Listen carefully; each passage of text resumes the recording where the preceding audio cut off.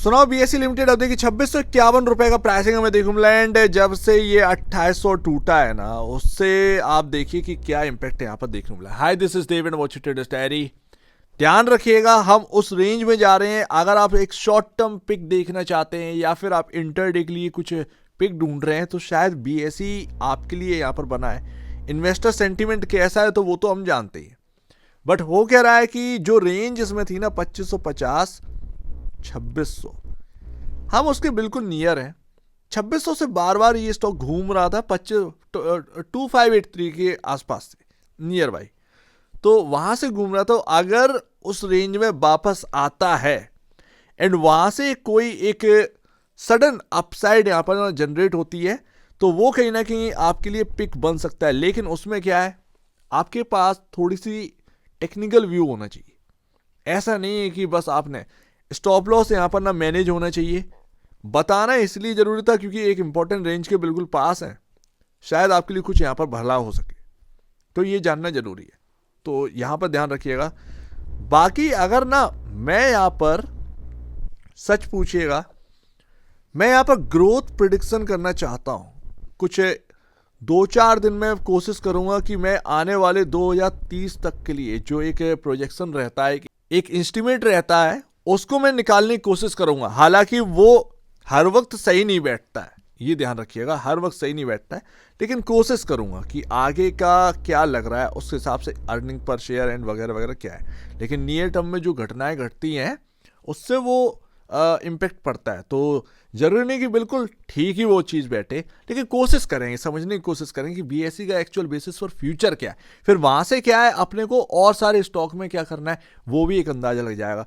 खैर, बीएसई का चार्ट देखो, क्या लग रहा है, क्या कोई एक डिप आने वाली, कोई डीप करेक्शन तो नहीं आने वाला है। क्या है कि मैं आपसे कह रहा हूं ना कि आप अपनी जेब में पैसा रखो, बस पैसा रखिए, जेब में पैसा रखिए।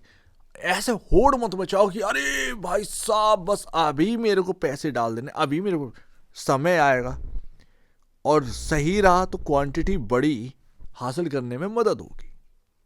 तो इस चीज के लिए ना आप जनवरी में बस पैसा रख कर बैठिए। आप उस पैसे को खर्च मत करिए फालतू में, आप उस पैसे को रखिए एंड मौका मिला तो लगेगा हाथ में, ठीक है। क्योंकि Q3 के नंबर्स हमें बताएंगे कि ये मार्केट चलने वाला है या नहीं है। अगर Q3 के नंबर अच्छे नहीं आए तो मार्केट डिस्काउंट करेगा, ऐसे में बीएसई भी डिस्काउंट करेगा। एंड चार्ट, क्या चार्ट वैसा बनता हुआ देखने को मिल रहा है भाई। डिप अगर आएगा अभी ना, तो वो वापस से वो वही यहाँ पर करेक्शन जो है वो हो सकता है 2400 तक का। ध्यान रखिएगा, 2400 तक का करेक्शन हो सकता है। लेकिन इतना आसान नहीं है, क्योंकि हम जिस जगह को क्रॉस करके आए हैं, ये 2600 और 2550 जहां से बार बार टूट रहे थे, हम उसको क्रॉस करके आए हैं। तो इतना आसान नहीं है कि उस जगह को तोड़ देना। वहां से आपको पिक मिलती रही एकदम से अपसाइड, एकदम से अपसाइड, 2-3 बार ये हो भी चुका है। तो वही चीज नजर रखिएगा। स्टॉप लॉस के साथ जिसको भी ट्रेड करना है वो अपना देख ले, ठीक है ना। चार्ट पर नजर रखिएगा, स्टॉप लॉस हिट हो गया तो कोई बात ही नहीं है। लेकिन अगर जब तक ये रेंज है स्क्रीन पर, तब तक दिक्कत की बात नहीं है। जैसी रेंज टूटी तो यहाँ पर ना प्रॉब्लम बढ़ेगी। तो ये पूरी बात है। बाकी देखते हैं कि यहाँ पर ना सबसे पहला अगर ये रेंज टूटा तो 2400 फर्स्ट यहाँ पर कहीं ना कहीं वहां पर जा सकता है। एंड अगर ब्रेक होता है देन यहाँ पर ना आपका 2290 इस तरीके से यहाँ पर ना रेंजें बनी हुई है। और मार्केट के ऊपर भी डिपेंड करता है, ठीक है ना। क्योंकि जो हम क्रॉस करके आए हैं इतनी जगह, ये हमारे लिए अब सपोर्ट भी तो है, अंधा सपोर्ट है बीएसई के अंदर। इसलिए मैं तो कहता हूं कि बीएसई जितना स्ट्रॉन्ग स्टॉक है नहीं है, मतलब अभी नियर टर्म में तो हमको नहीं दिखता। बीएसई जितना स्ट्रॉन्ग स्टॉक नियर टर्म में नहीं दिखता। इन्वेस्टर दिल थाम के बैठे बस, और कुछ नहीं है। आपको कुछ नहीं करना है, आपको कुछ नहीं करना है। बस आपको यहां पर एक माइंडसेट करना है कि हाँ भाई, बीएसई एक ऐसी कंपनी है, एक ऐसा स्टॉक है, अगर कोई बहुत बड़ा डिप आता है मार्केट के अंदर और उसमें स्टॉक टूटते हैं, तो बीएसई को मैं बिल्कुल अपने अलग चिपका के रखूंगा। अगर बीएसई में बड़ा डिप आया देन मैं अपना एंटर करूंगा। टाइम दीजिए, उसके बाद टाइम दीजिए, पैसा बनेगा, पैसा बनता है, ठीक है ना, क्वालिटी स्टॉक में। और कहाँ क्वालिटी ढूंढोगे जाके, टाटा मोटर में जाओगे तो भाई आज तक लोग ना वहाँ पर से बाई बाई करके थक चुके हैं। अब तो शायद पैसा भी खत्म हो गया टाटा मोटर के इन्वेस्टर्स का बाई करते करते, बट अभी तक यहाँ पर ना वो पैसेंजर व्हीकल का स्टॉक चला नहीं। कॉमर्शियल व्हीकल का स्टॉक का मार्केट कैप जो है पैसेंजर वाले से ज़्यादा हो चुका है आज की डेट में, जबकि पैसेंजर का ही सबसे ज़्यादा दबदबा है, तो वो तो कुछ नहीं कर पा रहे। तो बात यहाँ पर यही आ जाती है। खैर यहाँ पर तैयार रहिएगा। सबसे ज़्यादा दिक्कत ना ये जो पैटर्न ब्रेक हुआ है ये हुआ। अब मूविंग एवरेज के आपको याद होगा, मूविंग एवरेज आज सेकेंड डे था, मूविंग एवरेज के नीचे ही क्लोजिंग हुई है। हम 50 डेमा को तोड़ चुके हैं, ऊपर रेजिस्टेंस है, नीचे हमारे जो है मूविंग एवरेज था वो भी यहाँ पर ना ब्रेक हो गया, माफ करिएगा, वो भी ब्रेक हुआ है एंड उसके बाद ही है। लेकिन मुझे कोई बड़ी गिरावट इसलिए नहीं लगती क्योंकि RSI का जो लेवल है वो 45.85 का ही देखने को मिल रहा है RSI का। एंड ऐसे में ना आप ये समझिएगा कि अगर गिरेगा भी पूरी तरीके से, अगर टूटा, मान लो टूटा, पूरी तरीके से टूटा, देन उसके बाद होगा क्या, ठीक है ना, उसके बाद होना क्या है, कुछ ना होना भाई, ज़्यादा टूटने के चांसेस दिख ही नहीं रहे हैं, ज़्यादा टूटने के चांसेस दिख ही नहीं रहे क्योंकि वो RSI फिर ओवर सोल्ड में आ जाएगा, ओवर सोल्ड में आ जाएगा, ठीक है ना। तो ये बात भी यहाँ पर समझ में आया। इन्वेस्टर सेंटीमेंट बिल्कुल पॉजिटिव है, आप डिलीवरी क्वांटिटी से अंदाजा लगा लीजिए। अगर कोई बड़ा डिप आएगा ना, आप उस दिन देखिएगा क्या डिलीवरी क्वांटिटी हमको देखने को मिलती है, मतलब सॉलिड। वो एक अलग बात है कि मार्केट में डर लगने लगे, अरे भाई क्या खरीदें क्या ना खरीदें, क्या खरीदें क्या ना खरीदें, वो अलग बात है। लेकिन जिसके अंदर जिगर कलेजा वाला खेल होगा ना, उसकी आप डिलीवरी क्वांटिटी देखिएगा कि क्या रहती है। तो वो मैं बता रहा हूँ। और लगातार सेंटीमेंट जो है वो अच्छा बना हुआ है इन्वेस्टर का। बट NSE यहाँ पर ना, क्योंकि IPO मार्च तक का उम्मीद है, NSE का IPO मार्च तक आ जाएगा तो उसका भी एक सेंटीमेंट आपके ऊपर बनता हुआ नजर आएगा। बट NSE का प्राइस जो है वो टूट रहा है, 1950 रुपये आ गया। मैंने पता नहीं, मुझे याद आया कि मैंने जब ये चल रहा था अनलिस्टेड में, मैंने आपसे कहा था कि 2500 का भाव देखे ना तो NSE बेच देना। ये सब है मार्केट कैप के बदौलत। कितना ले जाओगे तुम ऊपर, एक पैसा आता है, चेज करता है स्टॉक को, एंड उसके बाद वो पैसा निकलता भी तो है। ये क्यों भूल जाते हो, ये भी तो ध्यान रखो। मान लो आज की डेट में BSE चलता, भयंकर BSE चलता, मार्केट भी चलता, BSE भी चल रहा है, ठीक है ना। मार्केट में क्या हुआ, मैं उस वक्त जब ये मार्केट लगातार चल रहा था तो मैं आपसे ये कहता कि मनी चेज कर रहा है, लेकिन मनी निकलेगा भी तो। और जब निकला ना तो सीधा हमने 22,300 से सीधा हमने जो है वो 22,000 का ही लेवल देखा।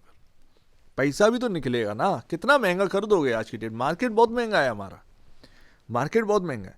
तो वो बात आ जाती है। एंड मार्केट के ऊपर ही डिपेंड है आने वाले दिन BSE की होने क्या है, क्या वो BSE जो है वो 3,000 तोड़ने वाला है या फिर वो एक करेक्शन हमको देखने को मिलने वाला है। एंड मैं तो सीधी सी बात है, मैं ये देखता हूँ कि प्राइस टू बुक वैल्यू भाई BSE का जो मार्केट कैप है वो बिल्कुल सही है।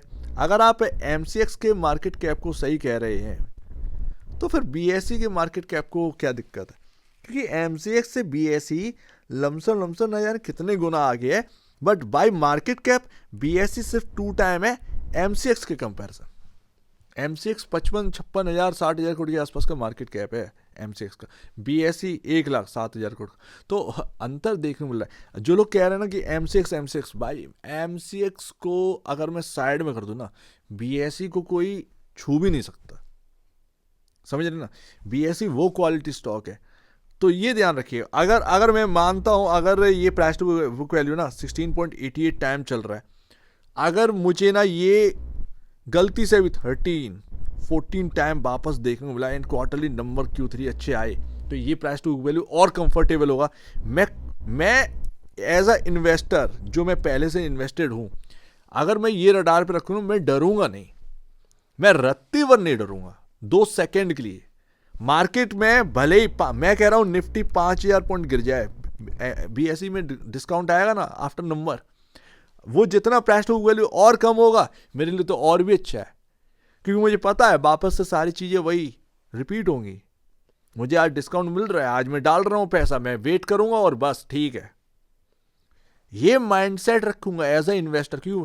और मैं कहीं और जाने की बात ही नहीं करूंगा, क्योंकि सीधी सी बात है, बिजनेस ऐसा है भाई। वहां की तरफ यूरोप में क्या हो रहा है भाई, रशिया और यूरोप भिड़ जाए, लेकिन एक्सचेंज तो चल रहा है, एक्सचेंज तो चल रहा है, एक्सपोर्ट बिगड़ सकते हैं, सारी चीज़ें बिगड़ सकते हैं, बट एक्सचेंज का बिजनेस तो चल रहा है ना, एक्सचेंज पे काम तो हो रहा है और धड़ाधड़ काम हो रहा होगा, कॉल पुट दे, कॉल पुट दे, कॉल पुट दे, तो ये सारी चीज़ें चल रही हो। तो मैं बता तो रहा हूँ कि यहाँ पर ना BSE की इन्वेस्टर जो है, अभी अभी आपको जो है ना, अगर कोई डिप मिल जाए ना, क्वांटिटी से प्यार करिए, ना कि सिर्फ और सिर्फ ये कि मेरा स्टॉक चलता रहे, क्वांटिटी से भी प्यार करो। तो बस इतना यहाँ पर ना ध्यान रखना है। लेकिन बस ये है कि पैटर्न जो ब्रेक हुआ है ना, ये पैटर्न ठीक नहीं हुआ, मतलब थोड़ा सा ना सेंटीमेंट बिगाड़ दिया। बाकी मूविंग एवरेज जो आपको ग्रीन लाइन देखने को मिल रही है, ये मैं समझा कर गया था, इसके नीचे 3 रुपये, आपको याद आया हो 3 रुपये, मैंने कहा था 3 रुपये मूविंग एवरेज के नीचे क्लोज हुए हैं हम, 3 रुपये, और वहाँ से फिर से ये नीचे 21 रुपये 22 रुपये नीचे हमें देखने को मिल रहा है। तो ये मूविंग एवरेज अब हमारा रेजिस्टेंस है, क्या हम इसको क्रॉस कर पाएंगे, गॉड नोज, आने वाले दिन देखते हैं।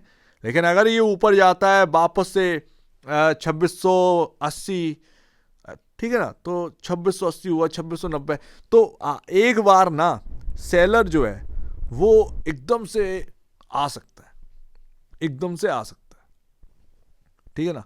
तो अगर हम उसके ऊपर क्लोज हो रहे हैं, देन वो कहीं ना कहीं बहुत अच्छा ट्रिगर होगा। लेकिन अगर वापस से प्रॉफिट बुकिंग आ रही है, तो आपको समझ में आ जाए कि ये प्रॉफिट बुकिंग क्यों आई, बिकॉज ऑफ हम मूविंग एवरेज के ऊपर अब टिक नहीं पा रहे हैं। नीचे की रेंज, ऊपर, इधर, ये सारी चीज़ें हमारे सामने है। कन्फ्यूज़न अभी मार्केट में बहुत है कि BSE के अंदर होना क्या है, डिसाइसिव मूव क्या मिलने वाला है। हाँ, आने वाले दिन में तो मिल ही जाएगा ना, आने वाले दिन में तो समझ में आ ही जाएगा ना कि क्या डिप आनी है, क्योंकि अभी डिप के कोई आसार लग नहीं रहे। अभी तो BSE काफ़ी स्ट्रॉन्ग है, ठीक है ना, डिप के आसार लग नहीं रहे। लेकिन एज अ इन्वेस्टर आप तैयार रहिए हर वो चीज़ के लिए, उससे पहले प्रिपरेशन रखनी है। और लिस्ट में सबसे बड़ा नाम, अगर कोई डिस्काउंट आता है, क्योंकि 10 जनवरी से ये नंबर से स्टार्ट हो जाएंगे, अभी क्या है, न्यू ईयर की सेलिब्रेशन में हो जाएगा सब कुछ, तो वो अभी क्या है कि सभी लोग अभी इंजॉय कर रहे हैं, इंजॉयमेंट में पता नहीं चलता, 4-5 जनवरी तक तो पता ही नहीं चलेगा। असली चीज़ पता चलेगी जब 10 जनवरी से स्टार्ट होंगे नंबर्स, तब के लिए तैयार रहिएगा। सो उम्मीद है काफ़ी कुछ आपको समझ में आया होगा।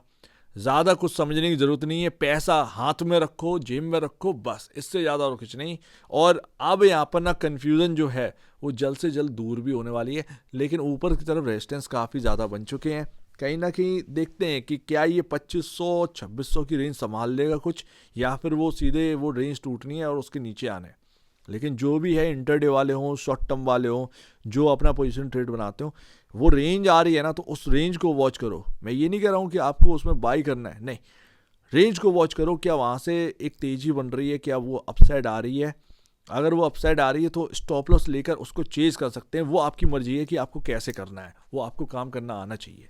सो उम्मीद है काफ़ी कुछ आपको समझ में आया हो। एक बार निवेश से पहले या बेचने से पहले अपने ब्रोकर एडवाइस से जरूर सलाह लीजिएगा, खुद की स्टडी करिएगा, उससे बेहतर कुछ भी नहीं, खुद की स्टडी मस्ट है। तो आप दीजिए, वीडियो देखने बहुत धन्यवाद दोस्तों।